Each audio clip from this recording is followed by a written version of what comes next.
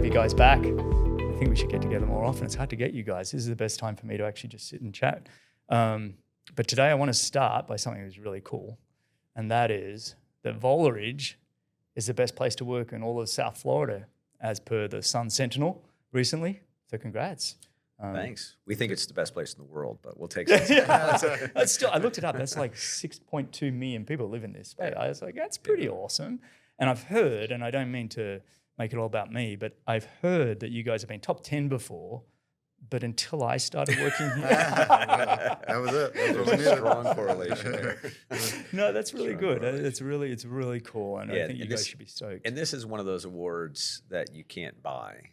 It's survey. Oh, you've tried to buy other awards? Not from experience. Yeah, we've avoided awards that you have to purchase. This is not one of those. Yeah. So how's it work? Tell me about it. So they survey the workforce and ask a number of questions related to how employees view their employer. So as you noted, we've been in the top 5 ranking a few times. This is the first time we're number 1 for mid-sized companies.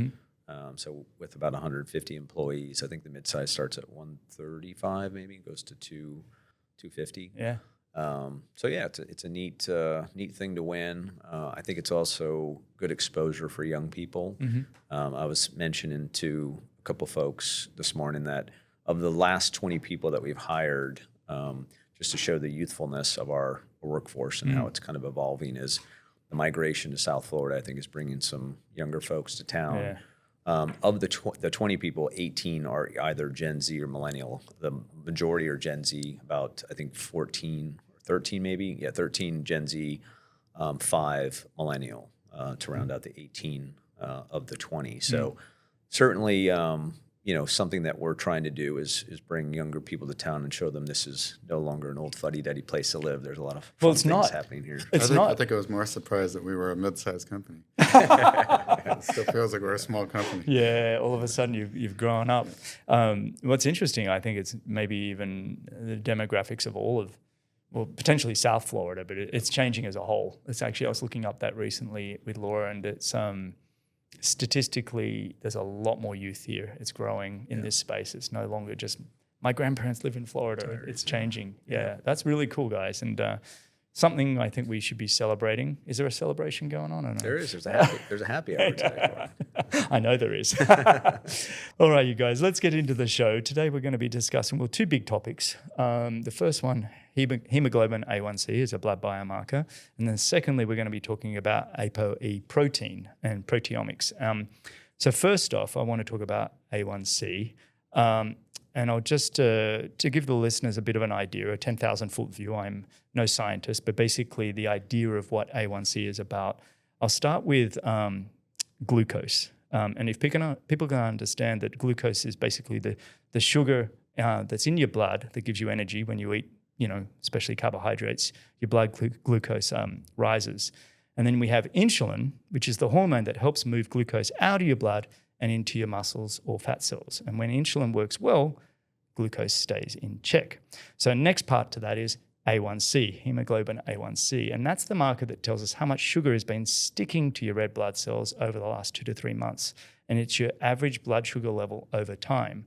And so we often use it for type 2 diabetics to see where they are, if you're pre-diabetic or not. If you want to hold yourself to a higher standard, the optimal range is really between 4.8 and 5.2. See, there we go. That's why we have the data scientists at the table here. And so we want it lower is better for the most part. Generally. Yeah. Okay. To a certain extent, we have seen increase in disease for people with extremely low. Well, haven't you said that, just to go off topic a little bit here, but you've seen this kind of U-shaped curve on a lot of these blood biomarkers, right? You can be too low on certain things and it's a red flag, almost more so than quite often having higher results, right? Yes. Yeah. So you see that with extremes. With A1C, having a level far below 4.8 is pretty extreme. Generally extreme of anything is not good. It's indicative that something's wrong. Yeah. Don't say that to an ex-athlete where I feel like my whole life was about taking things to extremities and then going, oops. Yeah. But basically, let's talk about A1C then. Let's dive in a little bit more. And David, you're the data scientist. You're building these models. why is A1C showing up so much? What have you seen in your modeling? And give us a bit of a recap into how these models are formed, and where you're getting your data from, and then where A1C is popping up. Right. Well, I start with the general information that's out there that most doctors and medical professionals are aware that high A1C is the top predictor of metabolic syndrome, or means you're on your way to type 2 diabetes. But I would say the two areas of A1C that are not discussed is that it's not just a predictor for that. It's a top predictor for just about every disease, and it's not often measured in the other context. And the second point we'll talk about is the fact that it's not the only predictor for type 2 diabetes, which is also very important. It's important to look at many other markers for metabolic health. So starting with the first, I did pull up a printout of our biomarker reference guide, and there's a page on A1C and how predictive it is of all 7 disease groups we have, and and we have it separate for men and women. I'll read just for women. The highest A1C, it's a 2.4x risk of all-cause mortality. It's a 2.8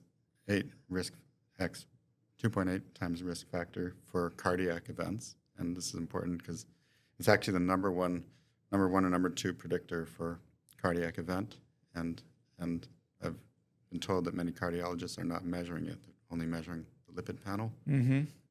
It's also a 5x predictor for renal failure, a 3x predictor for liver disease. Again, huge for type 2 diabetes. We know that because it defines type 2 diabetes. Also COPD, and actually a 2.5x predictor for dementia. Wow. So having high blood sugar can put you at risk for all those diseases. I got to say, that's mind-blowing, firstly, that it's such a predictor across the board. It's like, even like I said, my quick GPT search to give people a high-level understanding, it basically only talks about metabolic health and type 2 diabetes. There was no mention. When you put that in, when you got these models back, was that something that you were like, whoa, I've seriously found something here that the world's not talking about? Absolutely. And when people were telling me, well, they were worried about their cholesterol, so they went to the cardiologist and they did a lipid panel and didn't get their A1C checked. But they were worried about LDL, which I've said before, it ranks 20-something on the list for predictors of heart disease. I said, well, this is information that really needs to get out there. We need to be measuring the right risk factors if we want to truly assess people's risk. That's amazing. And Dave, per the studies, research that we've done, would you say A1C is the top influential biomarker amongst the disease risks that we're evaluating, or is there another one like cystatin C that you think is close to, or perhaps even stronger? Cystatin C and A1C are pretty close for the top 2. I would actually put cystatin C just a hair above. We did cystatin C last episode, in case people have missed it. But and since we talked about it a lot already, I figure we'll just assume that that's covered in the last podcast. But A1C, they're pretty neck and neck for the top predictors. The cystatin C, on the other hand, does not have that little J curve. It does seem like the lower is better. Just get that one down. Yep. A1C generally, most people are not below 4.8, so generally the lower the better. Let's just not go, like extreme, like Brian Johnson, 4.5 is that then it starts to get into a risky area according to our models. So let's talk about then, people have a high A1C result. I don't want everybody listening to this suddenly freaking out, because there's things you can do about it. So Barry, what have you seen from your research and even what we're doing here at Voloridge Health that people can be doing actively to reduce their A1C levels? Well, there's a ton of studies. In fact, I went to PubMed and did a keyword search on A1C, and it comes up at least 60,000 hits on different studies. So you read them all before coming in? I did. And there's a ton of breadth in the types of studies, but particularly on the lifestyle oriented studies. exercise is highly effective at reducing. And you see in the studies anywhere from maybe 0.5%, potentially even more. So, if you're at a 5.8, maybe you can come down to a 5.3 or even lower. Diet and nutrition, of course, is another big area.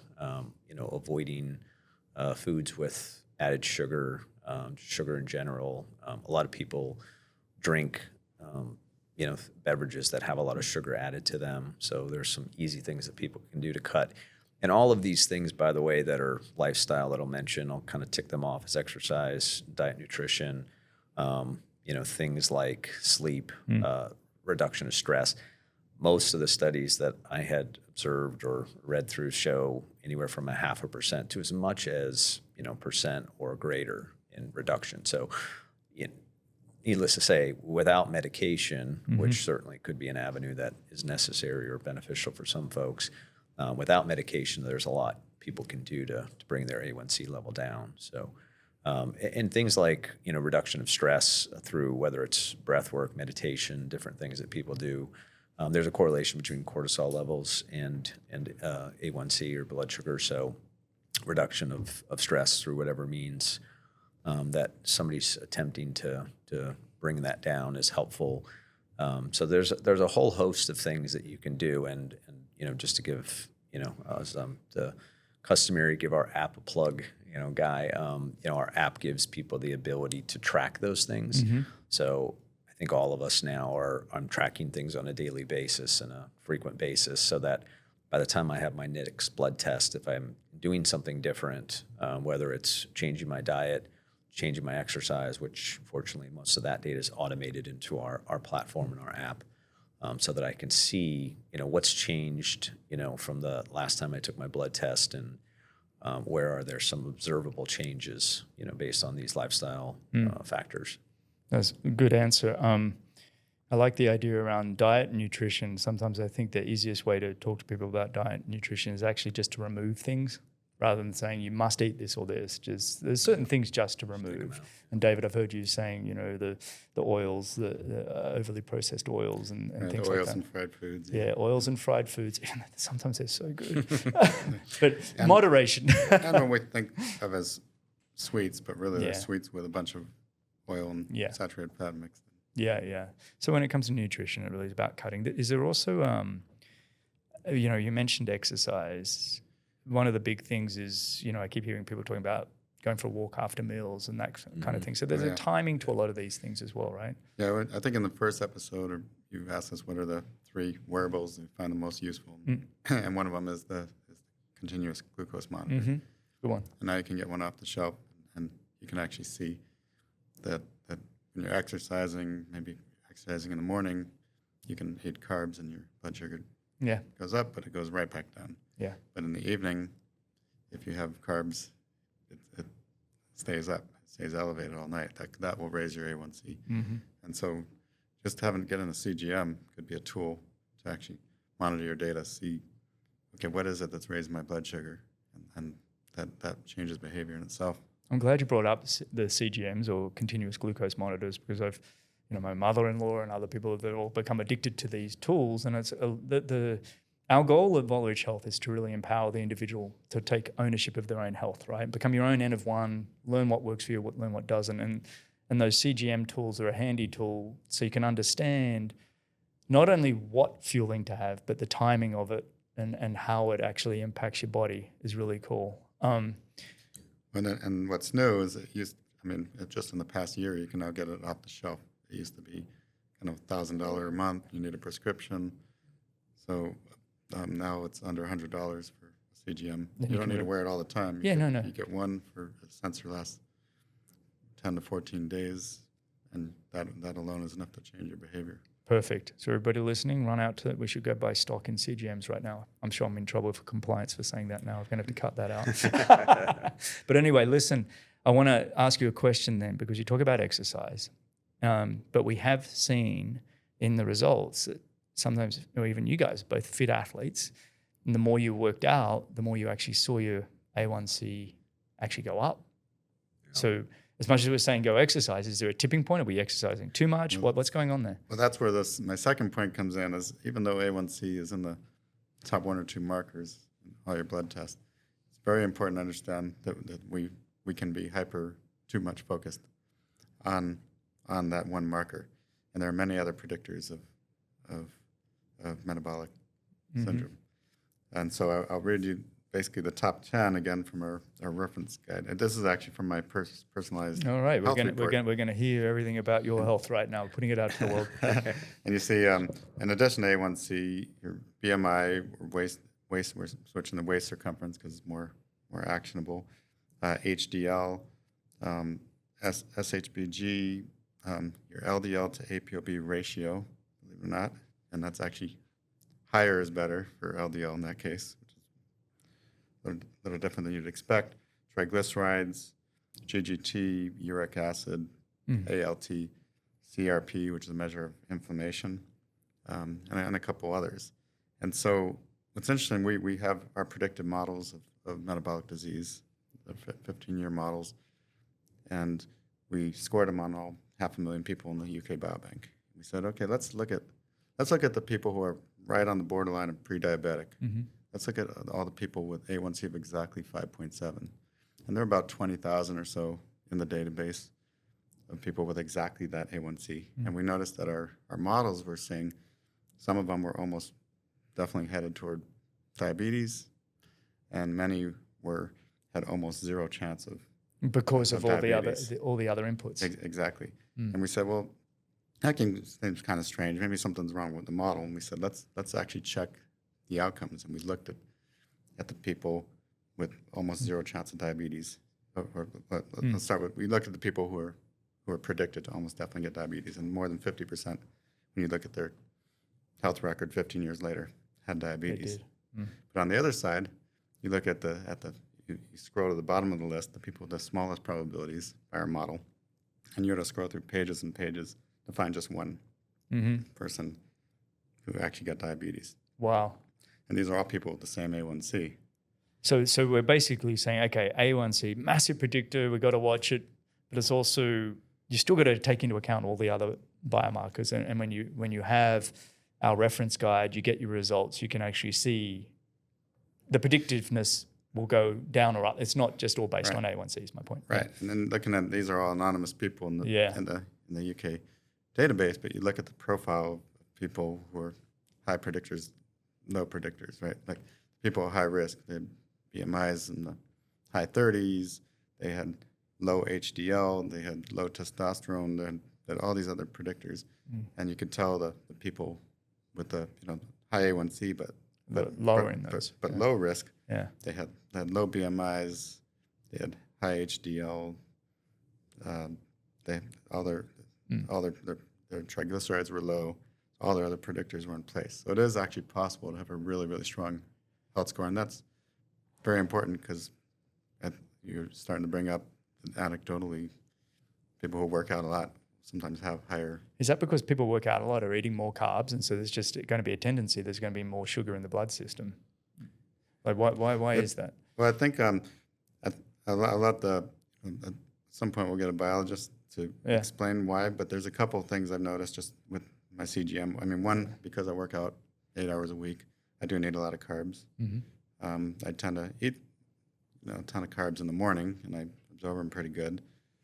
But it could be a little bit of that. But I have also noticed, because I work out the same time in the morning it's like the blood sugar goes up in preparation, and I have heard from experts that it's your brain and your circadian rhythm actually controls a lot of blood sugar regulation. So it could be sort of your body preparing yourself for workout, but putting more sugar and energy in your system. I wonder if it could also be, again, I'm no biologist, but I'm going to speculate. You do these blood tests quite often, and you're told not to work out the 24 hours before or whatever, but your body's used to getting itself ready, to your point kind of thing, not just the brain, but the body's actually storing, it's ready to go, and then you go do a blood test, and it's like, oh, you didn't work out.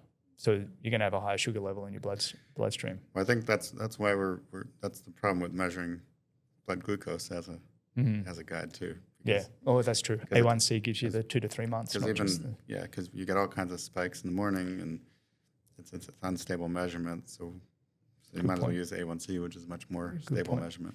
And you mentioned you were using waist circumference rather than BMI, body mass index. Why?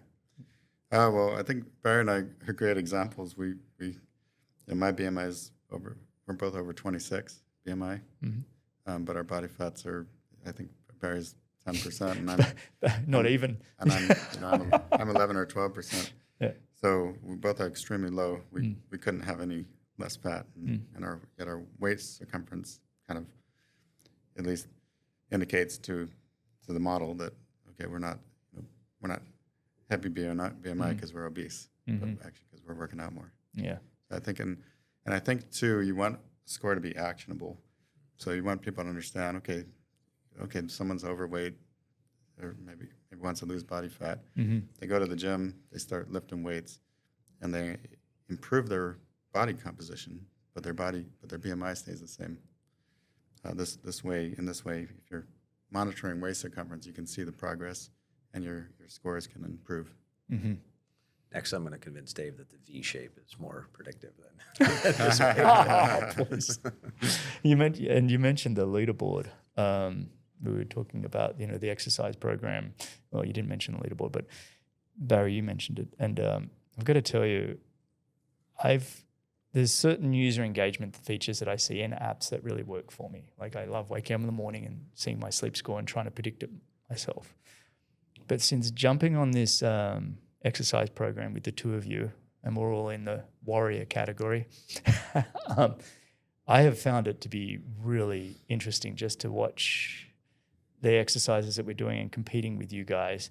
So I kind of look at it and go, it's inspiring, but I also feel like I could potentially overtrain again. Are you guys on the leaderboard every morning like I am, just to see where you stack up? Probably not every day. Maybe a few times a week. Maybe toward the end of the week. The other day, David came into my office. I took a snapshot and I put it on a Teams chat with all of us. I was on number 1 on the leaderboard for a moment. And I said, oops, look at me. And then David came in the office about an hour later and he goes, Greg, I'm a mathematician, remember? And he'd just done enough. He said, I ran an extra 6 minutes or something. I was actually near the end of my workout when Greg's text came in.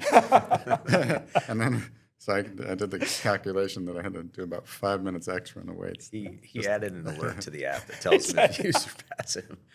I know, we're all trying to gamify this system. That's why I studied math, so I could do this stuff. So I could beat Greg on the leaderboard. Well, let's shift gear a little bit. The other topic I want to talk about is ApoE, and specifically proteomics. We hear a lot about ApoE, the gene for which people have been associating with dementia for a while. I just want to give a quick high level again of what we're going to be sort of talking about now when we talk about proteomics. So firstly, we have genetics. People understand your DNA. That doesn't change. But then there's this term epigenetics, and if you haven't heard that expression before, basically an epigenetics is the different types of lifestyles that are going to turn your genes on and off. And so what genes are expressed and what genes aren't expressed. And then we look at proteomics, which is your body's actual proteins in real time. And this gives us a live feed of what's happening, not just what's possible. So ApoE is a protein that helps your body move cholesterol and fats around. It especially is active in your brain. So I don't know if I've done a great job there explaining sort of genetics, epigenetics, and proteomics. I think, David, you did it better the other day when we were all sitting in the conference room. But at least for listeners, you can understand when we talk about genetics, epigenetics, proteomics, they all kind of work hand in hand. And you've been finding amazing things in your models. They haven't come fully into the health scores yet, right? I mean, you're just finding great things. Well, at least it's not yet in a version of the health score that people can access because it's sort of not easy to get a proteomics test. That's something we want to start promoting and pushing in space. Yeah, that's but look, we've been talking about A1C, sugar in your blood, all of these kinds of things, but now we're talking about cognitive health. Maybe one other thing to kind of set the table for Dave to talk about proteomics is the ApoE4 gene actually, if you have both of those, you have I think it's a roughly 800 to 1,200% higher risk of Alzheimer's. And by the way, the show Limitless, the documentary that I think most of us Chris watched, Hemsworth, Chris yeah, Hemsworth, yeah. he finds out he has both, which is highly improbable or unlikely, I should say. There's only a few percent, I think it's 2 to 4% of the population has both. So if you have both, very elevated risk. If you have just one of the genes, it's still a 2 to 300% increase in your probability of Alzheimer's. So, but that's the gene, handing it to Dave to talk about the expression of the gene. But that's kind of the important thing to mention here, right? Yeah. Because I think people freak out when they hear, I've got this gene, and say, hang on, no, we're saying there's more to it. We have epigenetics and now proteomics that we can actually, potentially there's things you can do. I don't know, I don't want to get ahead of myself here, but potentially there's things you can actually do to avoid that increased risk that you're talking about. But look, when we talk about our models and our findings, what are you finding in the cognitive health, area that's really standing out? I think we first have to start with the blood test that we all have access to. And so we did the same thing we did with metabolic, cardiac, all the other diseases. We said, okay, let's just look at what are the strongest indicators of dementia within all our biomarkers. And actually above all the blood work, grip strength actually ranked the highest. Is that for all age groups, or has it become more important the older you get? We normalize by age group, but we're mainly looking at, for this database, 60 to 70-year-olds and their 15-year risk. But it's all normalized by age group. Wow. Now, I will say that there's a very strong likelihood of reverse causation. So there's a very strong likelihood that increasing your grip strength, through weights and resistance training, may not actually lower your risk of dementia, and it may be more a symptom. Like as you get dementia, the ability to actually fire the muscles. Exactly. Yeah. And then as a result, you get lower grip strength, but still it's a long-term 15-year something predictor. to be aware of. Yeah. But then you got the blood work. A1C ranks at the top. Actually, history of smoking is number 3. Your LDL, low LDL, believe it or not, is a big predictor. What's low? Of dementia, like under 100. Under 100. Okay. Yeah, So people on statins. Less than under 90, even more. Yeah. We did see that the statin did not seem to increase that risk. Oh, is that right? But still, it was the fact that we vilified low LDL in general and feel we need to medicate. It's actually the highest LDL have the lowest chance of dementia. Then you got cystatin C, hemoglobin, urea, vitamin D. But all of those are there. You can come up with a model of dementia, and one, people with the highest scores maybe have 1/10 the risk of people with the lowest scores, and it's a pretty good model. But you can do much better if we had proteomics. And you mentioned the ApoE gene, which unfortunately is nothing you can do about your genetics. We took a look at the ApoE protein, and what we saw is that the genes that we associate with ApoE, that the people with the multiple copies actually had deficiency in the ApoE protein. And we see that the ApoE protein is just as predictive as the genes. And yet we see that some people with the poor genetics are able to have a little bit higher ApoE protein, and therefore have a lesser risk of dementia. So you want a higher, okay. Exactly. Yeah. So we need to figure out, okay, what are the things to do to actually raise your ApoE protein? So you've gone from something that's not actionable, genetic, to actionable, which is the actual protein associated with that. And ApoE is just one of a number of high protein predictors that we see. There's GFAP, NEFL, GDF15. These are other proteins that are highly, highly associated with dementia. The only difference is those other 4 are examples of ones that actually increase as you age. So they're progressive, and you want to slow down. If you can slow down the abundance of those proteins, then you can keep your risk down of dementia. But the ApoE is special in that it actually is not very highly correlated with age. So you could be 40 years old, get a test, see that you're low in ApoE, you're deficient, you may not have that high risk until you're 70 or above. But so you have 30 years to figure out what kind of how to get it up. Exactly, and try again. There's various studies out there that different forms of exercise again, but the studies will be better if we know what to measure before and after. So we're finding out now, and so to your point, we haven't figured out exactly how to increase it yet. We're just saying we've got to figure that out. That's on the journey map, right? Exactly, and again, we want to push personalized care, right? So each person can measure it. Yeah.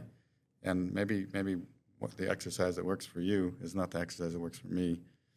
That actually increases that.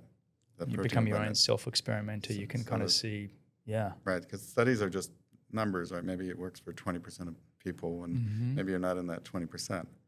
But if you can actually measure it in yourself, you're your own study, and you know what your risk is going to be. And you can work on altering that risk. That's amazing. I think to what you're doing is fantastic. So we can actually start to dive into cognitive health in a really serious manner, right? We can actually go deeper than, because I kind of feel like blood biomarkers are great, but proteomics is taking us a whole nother level. It's a whole nother level, and not just at predicting dementia, but all other.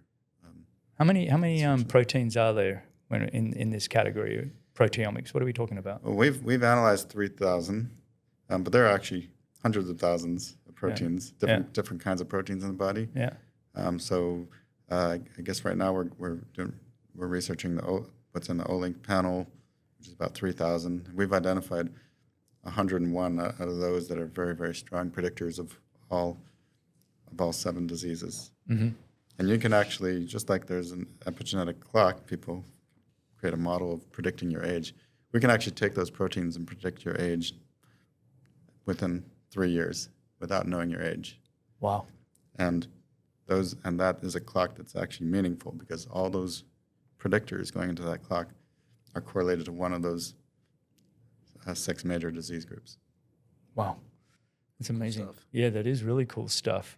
I'm kind of like just a little bit blown away by it. I don't even know where to go with this next topic because I think the more we dive into understanding brain health, I feel like we've come a long way in understanding things like people having creatine and all these kind of supplements and all sorts of things that we can do for brain health. But if we can actually understand at a genetic level what's happening and then the epigenetics of what sort of environments and things we can actually put ourselves in. Well, I think that goes to the point of making studies better by measuring the right thing. Yeah. Like creatinine is a good example. There's a number of studies showing that it has improved some form of cognitive or physical function, but we don't really know if it's warding off dementia. If you were to measure these proteins in these studies before and after creatine supplementation, and see how does that affect your scores, then you would actually know if it's connected. That's the beautiful thing about what we're building here is allowing the person to be able to, Barry going to the app and what we're doing here. And firstly, proteins that you're measuring, is that just through a blood test as well? Just for, we do all the blood biomarkers, but the proteins, is it done through a blood test? It's a blood test. Okay. Yes. So it's a blood test that will be incorporated into our health scores. Fewer vials, though. Fewer vials? One vial gets you, the regular blood test, maybe 10 vials gets you blood markers. One vial gets you 3,000 proteins. Wow, okay. There is an accessibility issue, though, with proteomics and these tests. Is they're not as widely available as your typical blood biomarker test. So there's companies in the space, some of which we're talking to, and potentially even investing in some of them to bring this to market and make it more readily available to people. To just like we would go to Quest or LabCorp and have our blood test done on a routine basis. Mm-hmm. What do you think we could do with the app? I'm always the one pushing for the cognitive tests, right? Barry's always like, Greg's. Everything's above the shoulders. Everything's above the shoulders for Greg. Well, it's like I spent my life focused on below the shoulders, but now it's all above the shoulders. But it's like, what do you think we could do? We've explored different ideas around people being able to test their, you mentioned grip strength is maybe just a monitor as you go. I mean, you can't really squeeze your phone. I don't know, maybe that's going to be something in the future. But what are the kind of things that people can do, whether it's within an app or not, to just be able to keep monitoring where they're at? We've tried, actually. We've done some stuff in the performance lab, with scales and all kinds of different tools that somebody would have at home, or measurement devices they'd have at home, to see is there a way dead hang is another option. We haven't found one yet that is very highly correlated that we would say, hey, as an alternative to the grip strength measurement device, use this as a proxy for grip strength. You haven't tried squeezing the scale? Like you take the scale you're standing, you squeeze it with two. I heard you guys tell hands. me about that. You put two scales together or one scale? Just one scale. One scale, you Different squeeze scales. it. It was about 70% correlated to the real metric. But then your problem is if you got bigger hands, or you're probably going to have a better. Well, you get that with the grip strength device as well, right? So, Yeah. So there's, but that was another one. Dave and I were competitive. I think I was stronger than him. Oh, is that why we're bringing that up now? He came down and practiced. I was pretty good. I think over time here, I like to do memory games with the kids. Remember when you flip the cards over? Sure. And I got to tell you, I'm pretty rubbish. It makes me think I better get more sleep. Kids will make you realize that. Yeah, they're pretty good kids are actually. quick. They're pretty good at remembering where that card was. I can't remember where the T-Rex was compared to the. I don't know. I know Dave plays this. I don't. Have you gotten hooked on Wordle yet? Yeah, Wordle every morning with Laura. Love it. Yeah, stuff like that. That's just quick cognitive. Did you do games today? you play. Did you do it today? I did. Yeah. Yeah, it took me 4. Was by. Don't did tell me 4 as well. anything. I haven't done it yet. Oh, whoops! I just gave it away. Did I just give it away? You did. That's all right. Yeah, no, it was You good. can get it in one now. Look like a superhero. Yeah. What is your starter words for Wordle? I have a couple to a few. I use Teams, Ocean, Audio. A few different. I don't use the exact same. I know some people use I've got the same exact too. word every I time. don't like copying the AI, so I came up with Scare, which is That's all right. That's a good been one. my favorite That's a good lately. one. Yeah, I go Slate and then Choir. Yeah, Huh. it gives me the C and the H. The Laura AI goes Story, so she gets the Y, and the Y pops up a lot too. I'm tempted to. Yeah.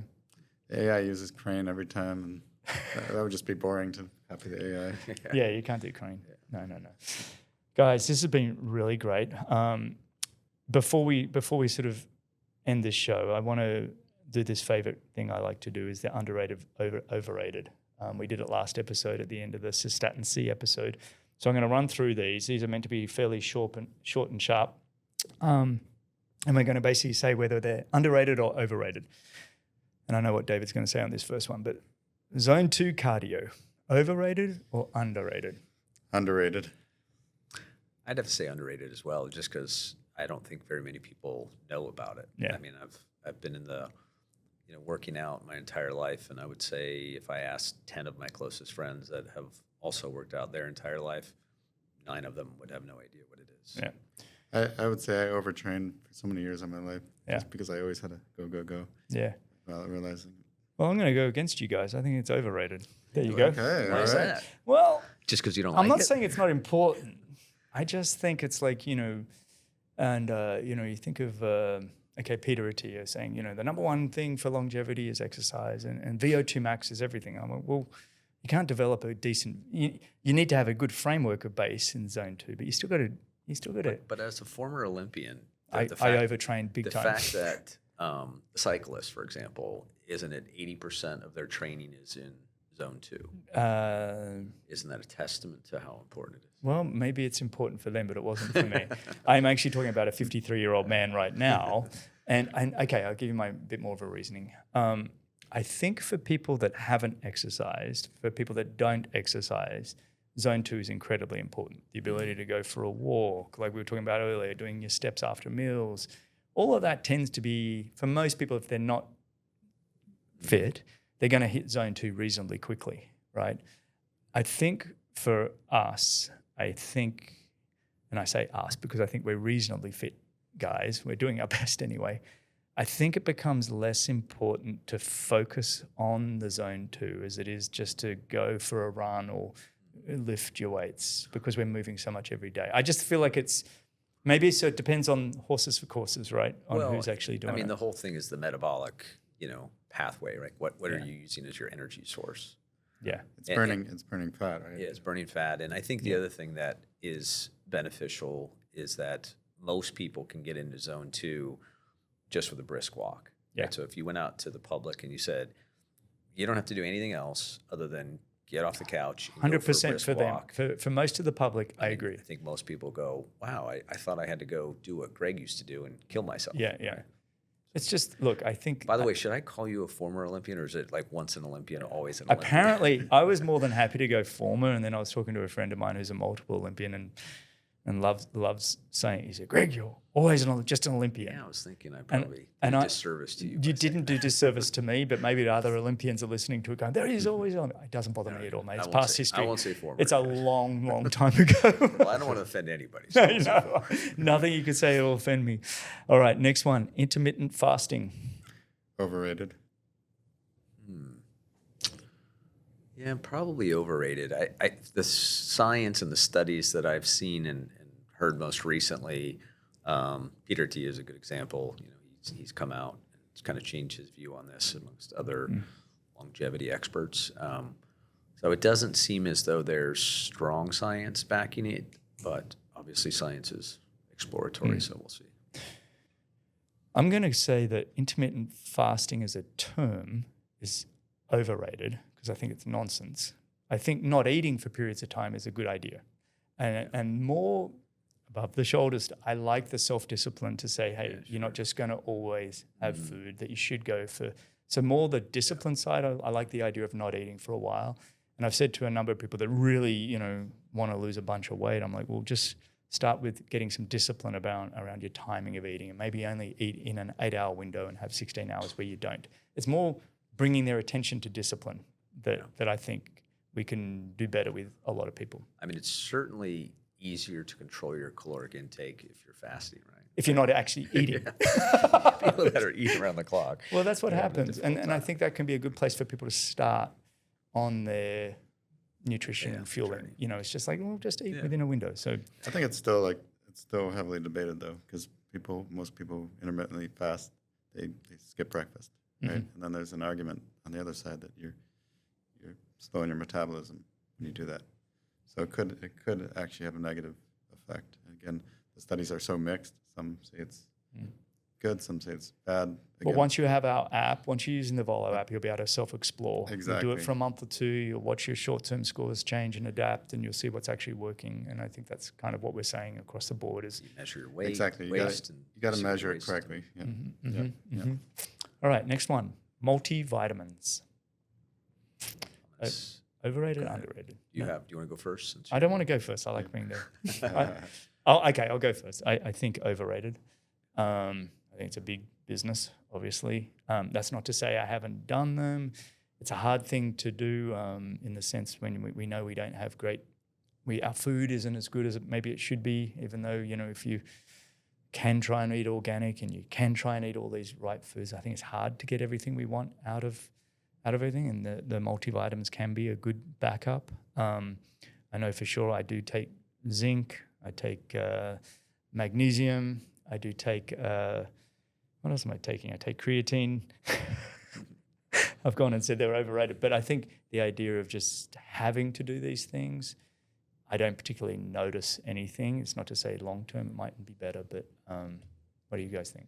I'm kind of neutral. I've read conflicting things. I actually had a physician one time tell me to throw my multivitamins away. They were an absolute waste. And, there's obviously good quality and bad quality. I think a lot of multivitamins have fillers and garbage in them. I mean, the real question should be, are you deficient, right? Are you deficient? And if you're deficient, then what do you need to avoid deficiency? You can argue a multivitamin is a good backstop to prevent deficiency, but if you're eating a good, well-balanced diet, doing the best you can anyway. Yeah. What about you, David? I can say definitively overrated because I have it in the data. Overrated. And we see that the people who are on multivitamins have the exact same scores and outcomes as the people not on vitamins. Well, there we go. And we're going to actually have all the vitamins in by the time this podcast gets released, probably it will be in our biomarker reference guide, so people can actually see each vitamin and which ones are associated with higher or lower disease risk. Overrated, underrated, genetic testing. I don't think it can be overrated. I'd say underrated, right? It's your roadmap. I mean, it's like we've talked about with ApoE. It doesn't mean you're necessarily that gene's going to express itself, but to know what genes you have is important. Understanding of your, polygenic risk scores, and you want to know that. I think it's part of your roadmap. I'd say underrated, but just to be wary, there's a lot of poor analysis I think that's out the there, key. so be careful just of what you listen to. But it'll become more and more important as we customize our plans and kind of what works for us, and personalization. So it'll really be critical. Yeah, I think you just nailed it. I agree with that. It's underrated in terms of I think we should go do it, but I think it's overrated in sometimes what we're hearing people actually say about it and how they're analyzing it and what they're telling us. And the other thing is when you read a poor analysis, and various apps do, you might stress out about something you shouldn't really stress about. So that's why it's still concerning, but still yet very important. All right, final one. AI health coaches. Do you have a view on this? Well, I can say that right now, in their current state, currently overrated, because we can see that they're providing the wrong information. I think, again, being experts in AI, we'd like to work on a system that utilizes the correct data elements to actually make them work right. But certainly, I don't like being an AI person. I don't like it when AI is misused and is producing information that is seemingly correct, and then people follow it.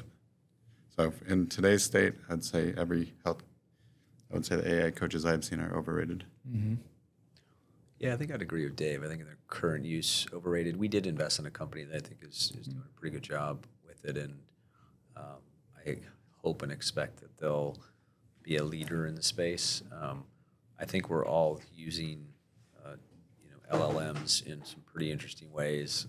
I shared with you guys a week or two ago how I asked it to compile a Mediterranean diet for me and for the week, and gave it some parameters, and it was pretty amazing how quick that is, and how how efficient and effective it was at compiling a diet every day, every meal of the day for the week. And then I know you said, well, the next cool process is you push this to a cart and go pick it up at the grocery store or have it delivered. So I think those things are coming, and whether that's directly integrated into an AI health coach, I think it could be and should be, but time will tell.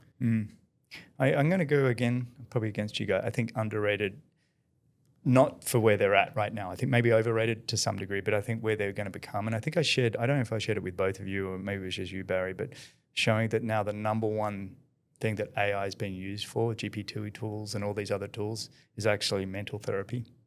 It's surpassed everything from writing emails and everything else that we were using it for, and actually people are using it for therapy now, which is both good and kind of scary when you think about relationships and socialization and finding meaning and purpose in your life and all of these kinds of things. But I kind of go, wow, it's already moved to number one usage is for therapy. It's the movie Her, isn't it? It is. It's the movie Her, which is kind of scary. It's scary. It's interesting. I know I've experimented using the GPT, which is, her name's Maple, which everybody thinks I'm having an affair with Maple now, well, Laura.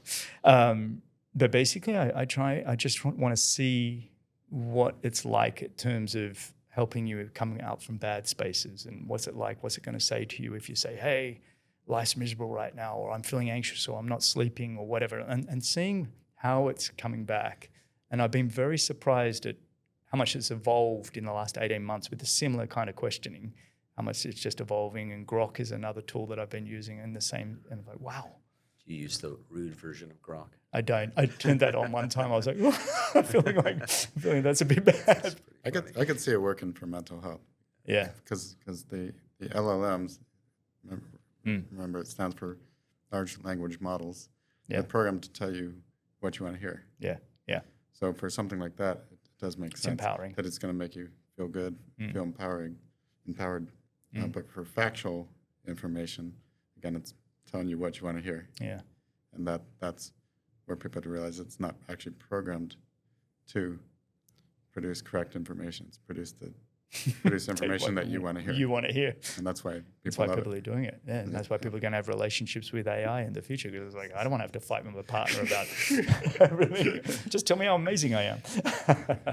All right, you guys. This was really great. We covered a lot in this one. Thoroughly enjoyed it. Another episode 6 in the bag. Thanks everybody for listening and tuning in. If you want to send us your questions, you can send them to podcast@voloridgehealth.com. And if you haven't tried it yet, go try out the Volo simulator and explore our blood biomarker guides at voloridgehealth.com. So go to voloridgehealth.com. And until next time, guys, send us your questions, give us your feedback. We'd love to answer them. This show's growing. Some great topics this month. Great stuff, guys. Thanks. Adios. Adios. Thank you.